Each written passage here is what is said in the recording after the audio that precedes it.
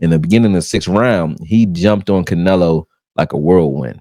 And when he did that, I don't think Canelo was prepared for him to go up in activity. I thought he thought that this was the pace that we're fighting at. Crawford's going to move, fight off his back foot, kind of box, but he's kind of like playing it safe. He doesn't want to really get into an exchange. But then in the sixth round, Crawford came out and hit Canelo with everything he had in the very beginning of the round. And I don't think the fight was the same since then. Once he did that to Canelo, that was like a mid-tier level. That wasn't even his max. From between round 6 and 9, Crawford, you can say who won each round. I don't know, because those were the closer rounds were early in the fight, right? And then 6 through 9, I think you can give Canelo maybe one of those. I think the 7th round when Crawford kind of took off a little bit.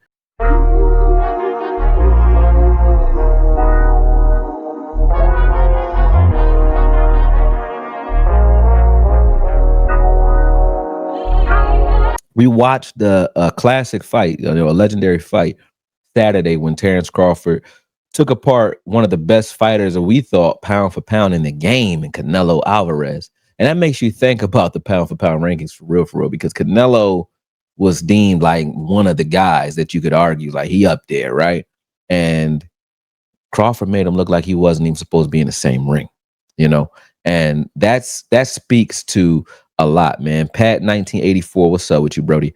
But that speaks to a lot. It just tells you that Crawford's game is on a level that a lot of us didn't respect, and it's not anyone's fault in particular, right?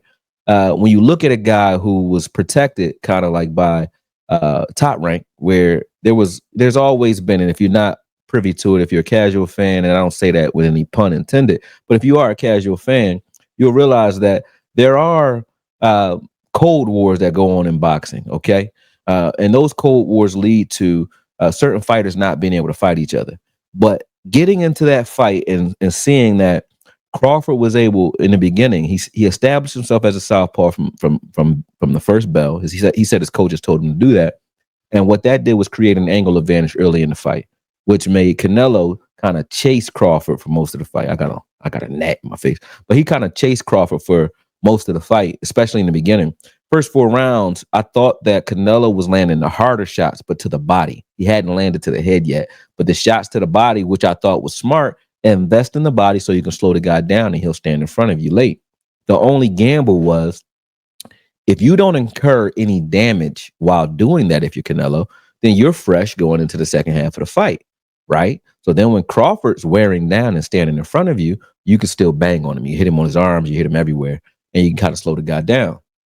What he didn't anticipate was that once he started to land and build up some sort of damage in the body area for Crawford, he didn't anticipate Crawford damaging him in the process. And Crawford did a great job of like just reeling off combinations while Canelo was trying to do that and establish his body work. I think in the 5th round, at the end of the round, if it had happened a little earlier, maybe it changes the fight. But in the end of the 5th round, Crawford got hit for the first time with a clean right hand, right? I thought that dazed him just a little bit. He smiled. He kind of walked very slowly back to the corner. And I thought he was trying to make sure he doesn't wobble so that he doesn't appear to be hurt. He's hurt just a little bit. I don't think he was stunned to the degree that he could have went down or anything, but I know he felt that shot. And his attitude, anybody who watches Crawford knows that his attitude after that shot tells you everything you need to know.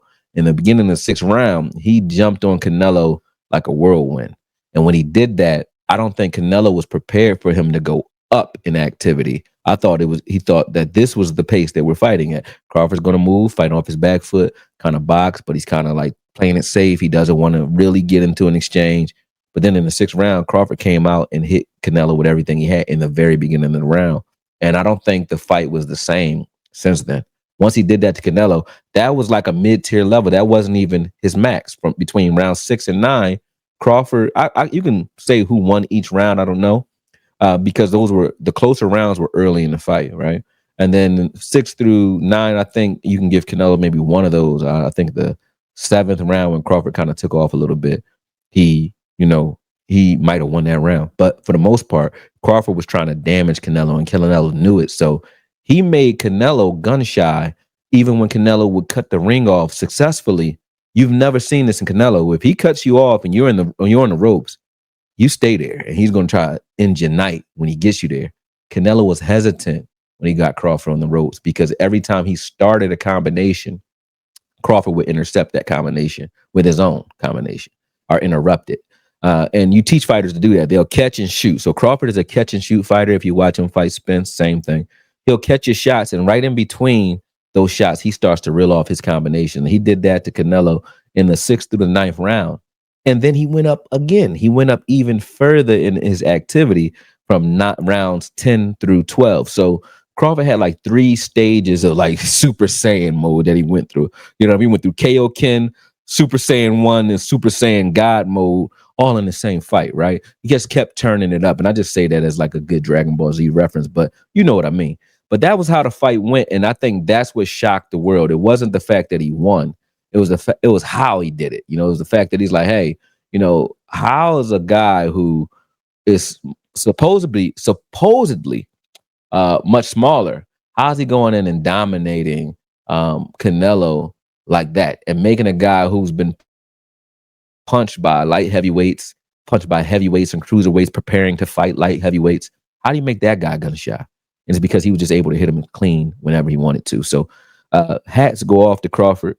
I think he deserves all of his flowers and all the respect in the world for what he did in that fight, regardless of whether you're not your Canelo fan or a Crawford fan. I actually picked Canelo in that fight because I always think, you know, it's an old boxing adage, good big man beats good little man most of the time. And that's still true, right? Because, you know, this is the hurt business. And in the hurt business, just face it, big guys hurt little guys, or they dish out more damage than a smaller guy. Usually. Crawford just made that. He made that a lie that night. All right. Pat 1984 says, Paul says, I agree with you on that. Pat 1984 says, man, that was old school boxing for real, for real. He also said Crawford giving his belts back and giving him so much respect shows the type of man Crawford is. I salute, bro. Well, yes and no. The belts go back to Crawford anyway. I mean, go back to Canelo anyway. Those belts are customized. So that's why he gave them back. He didn't give him his belts like I don't want the titles. He gets his own custom-made title. That's the way it goes. So just like you get your own custom-made Super Bowl ring, as a champion, you get your own titles customized to you. Those belts were customized to Canelo already.